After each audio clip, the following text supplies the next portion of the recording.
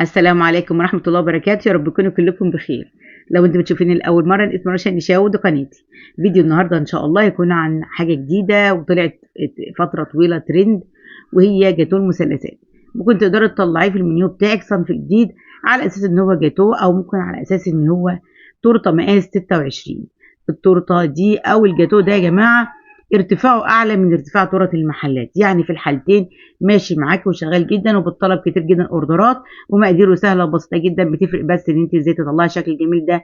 هقولك ان شاء الله كل التفاصيل النهارده، وازاي تطلعي كمان سر التشبيحه فيه بالشكل ده. هقولك النهارده من اول عمل كيك لحد التزيين. بس يا ريت قبل ما ندخل على الفيديو ما تنسيش تعملي لايك وشير كتير للفيديو علشان يوصل لكل الناس. يلا بينا نسمي الله ونبدا في المقادير. معانا هنا مبدئيا 300 جرام سبونج جاهز بالفانيليا، ومعايا كمان 3 بيضات، ومعايا محسن جل خارج من الفريزر، ومعايا ميه متلجه خارجه من الفريزر. في الاول هكسر البيض بالشكل ده في العجان.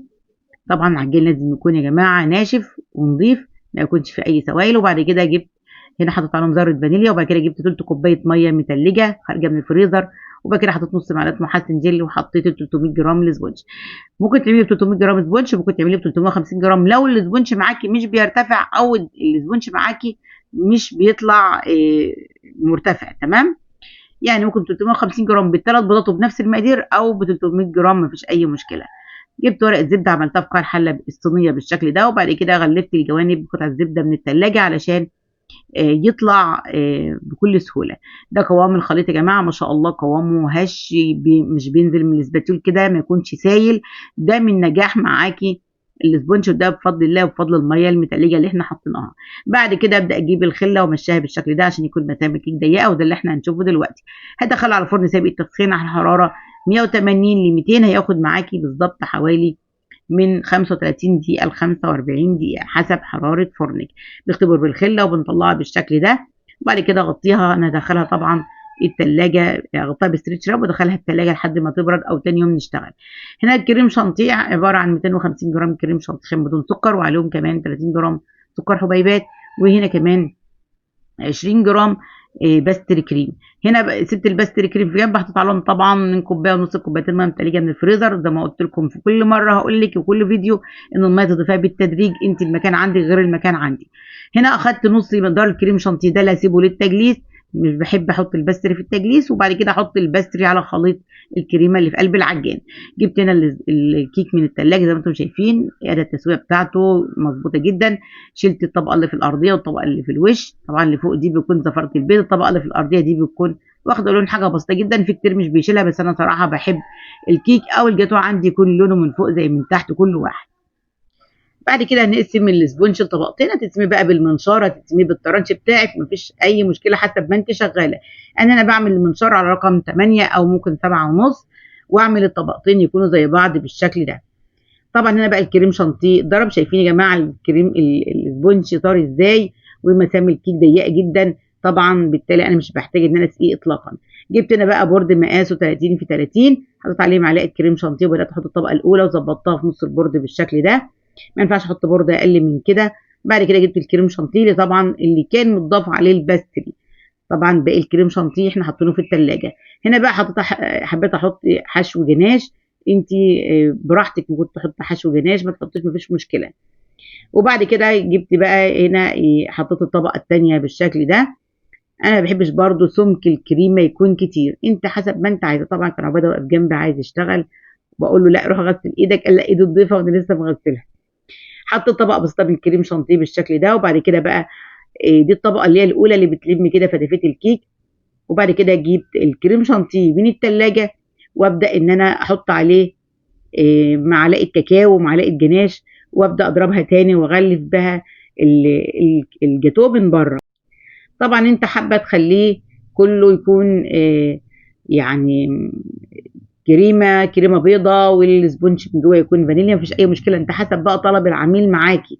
انا عملته قبل كده كتير جدا شوكولاته من بره ومن جوه زي ما انتم شايفين. الجناش هنا يا جماعه انا بطلعه من الثلاجه على بيات، مش بفكه خصوصا في الصيف، مش بفكه على حمام بخار اطلاقا، علشان يكون يخلي الكريمه كده متماسكه. خلاص كده يا جماعه طعم الكريمه وعليها الجناش وعليها الكاكاو صراحه طعمها احلى من موس الشوكولاته، صراحه طعمها بيكون جميل جدا. غلفت بقى الكيك بالشكل ده، زي ما انتم شايفين اغلفها زيها زي اي تورته بالظبط خالص، مفيش فيها اي مشكله. برضو بواسطه الميه بدات ان انا امشي الاسباتوله كده في الميه والسكرابر زي ما احنا متعودين، وبدات اعمل الشارب ايدج. يعني مفيش اي حاجه فيها صعبه خالص.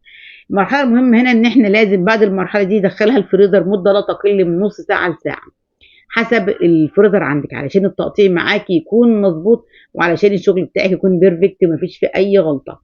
اي جاتوه يا جماعه لازم يدخل فتره الفريزر. انا قلت بستريح صراحه الجاتوه المثلثات بكتير عن الجاتوه اللي احنا متعودين عليه التاني اللي هو بيكون مربعات او اللي هو المستطيل. هتمسح البورد من اي سوائل وتدخلها الفريزر زي ما قلت لكم مش اقل من نص ساعه او ساعه. هنبدا هنا في الفتره بقى دي احنا نجهز اشكال الشوكولاته معانا. جبت انا بقى مولدات سيليكون على هيئه كده يعني مروحه، وجبت شوكولاته بالحليب. انا حبيت اعمل شوكولاته بالحليب صراحه، بحبها في اشكال الشوكولاته جدا. الاكياس دي يا جماعه قلت لكم عليها كتير جدا ونصحتكم بيها، وهي اكياس بتاعت الطباعه بتاعت المواليد. الكيس ده فيه 15، فيها 100 كيس ب 15 جنيه. ادي اشكال المولدات السيليكون حاطط فيها بالشكل ده. تكوني حذره لان بتاخد طبقه بسيطه جدا من الشوكولاته علشان الشكل يطلع جميل، فلازم تستخدمي كده اي كيس يكون له فتحه صغيره عشان يطلع معاكي جميل. طبعا المولدات دي بتاخد بالظبط معايا 8 قطع، بس احنا هستخدم هنا للجاتوه 6 بس. كنت عامله 2 عشان احطهم في تورته وصراحه ما استخدمتهمش. انا بس بعتذر عن تاخير الفيديوهات، وده بسبب يا جماعه نجاح ولادي. شكرا شكرا كل اللي زعلهم، ولكم بالمثل يا رب. النقطة المهمة هنا بقى بعد ما خرجت خلاص الجاتوه من الفريزر، جبت ده يا جماعة اللي في العلبة الحمراء دي، ده جيلو شفاف على البارد بيجي من عند مستلزمات الحلواني. انا بستخدم نوع اسمه المتحدة. جبت هنا بقى عشان اعمل التشبيحة دي، جبت هنا يعني نقطتين كده بالظبط، نقطتين جناش، بدأت امشيهم كده مع بعض بالشكل ده. ادى شكل التشبيحة مع شكل اللمعة، حاجة كده افخم من المحلات بكتير. يعني في المرحله دي بقى ان انت حابه تقطعي بايدك بالطرنش، حابه ان انت تجيبي قطعت تشيز كيك. صراحه كنت جايباها عشان اعمل بقى تشيز كيك وما عملتش بها، واستخدمتها للجاتوه كده صراحه جميله جدا. منها ناحيه بتكون 10 قطع ومنها ناحيه بتكون 12. يا دوب كده بتنزليها بس على الجاتوه من فوق تعلم بس مش اكتر، يا دوب تدي بس تعليمه صراحه بتخلي القطعه مظبوطه جدا. هنا بقى تجيبي الدرق ده في ميه سخنه يا جماعه بتغلي، حاطه فيه السكينه او الطرنش اللي انا هقطع بيه، تبداي تمشي على العلامات اللي انت عملتيها وتقطعي بيه بالشكل ده. ده بيدي تساوي. انا ممكن كنت اجيب المقطع ده يا جماعه، بس انا حبيت اعرفك ان ده بيدي تساوي جميل جدا للقطعه. لو انت مطلعه بقى اوردر او انت في اي مناسبه تبقى القطعه متساويه وشكلها جميل جدا بصراحه. بس اهم حاجه هنا النقطه المهمه جدا ان انت لازم بين كل مره تقطيعه والتقطيعه بتحطها في الميه وتقومي مسحاها بمنديل. تمام. جبت انا بقى ده التيب يا جماعه اللي انا اشتغلت بيه، اللي حابب اقول له الرقم بتاعه سيبي في التعليقات، لان صراحه انا نسيت الرقم بتاعه ايه. اصغر تيب كده من بتاع بلح الشام او بتاع البيتيفور او الكلير. بدات ان انا اعمل كده روزتين على هيئه قلب بالشكل ده، وجبت كده في اخرهم كده حبيت احط واحده كده بتاع لوز، واحده لوز. وبدات ان انا احط كده في الواحده الثانيه بقى انا عملت هنا روزتات واحده وواحده، يعني واحده فيها وواحده لا. طبعا التزيين ده بتاعك انت وبراحتك انت. وبدات احط ان انا بقى هنا اشكال الشوكولاته بعد ما خرجتها من الثلاجه، حطيتها على واحده وواحده. يعني القطعه اللي عليها اللوز والروزيتات ما حطيتش عليها اشكال الشوكولاته. ايه الشكل النهائي، حطيتها كده بجنب زي ما انتم شايفين. شكل جميل جدا واكتر من رائع، تمشي معاكي جاتوه، تمشي معاكي تورته، تمشي معاكي هديه، تمشي معاكي مناسبه عيد ميلاد. يعني بصراحة ماشية معاكي في كل المناسبات صراحة، يعني جميل جدا بجد بجد.